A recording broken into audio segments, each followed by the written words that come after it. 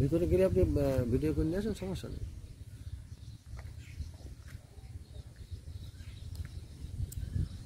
আমি যাচ্ছিলাম কলারোয়া থেকে বাইকগাছা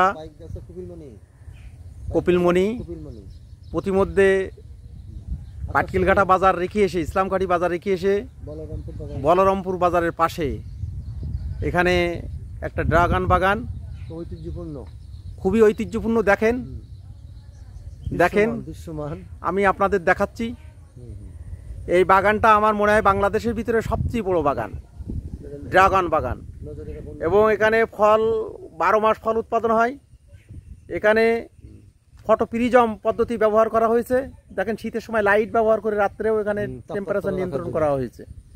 এবং এখানে হলো এইভাবে, যদি আমাদের বাংলাদেশের আবহাওয়া এবং জলবায়ু ড্রাগন উৎপাদনের জন্য খুবই উপযোগী, এবং এভাবে যদি কৃষকরা এগিয়ে আসে এবং তারা যদি টেকনিক্যাল জ্ঞান নলেজ অর্জন করে এই চাষ করে, তাহলে আমাদের দেশের ফলের চাহিদা পূরণ করা সম্ভব।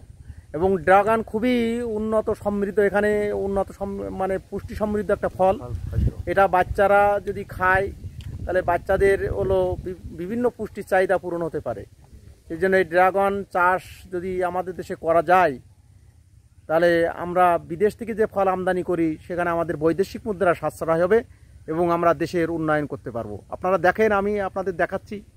আমি প্রতিমধ্যে এখানে যাওয়ার পথেই এটা দেখে আমি ভিডিও করে নিলাম এবং আপনাদের দেখানোর জন্য এটা আমি হলো আমার এটা আপনারা প্রিয় ভিউয়ার্স, আপনারা এটা শেয়ার দেবেন। সারা বাংলাদেশের কৃষক যারা আছে তারা দেখুক, কৃষিবিদ যারা আছে তারা দেখুক, দেখে তাদের ভিতরে আগ্রহ জন্মাক এবং তারা এই চাষে উদ্বুদ্ধ হোক। সবাইকে ধন্যবাদ। আল্লাহ হাফেজ।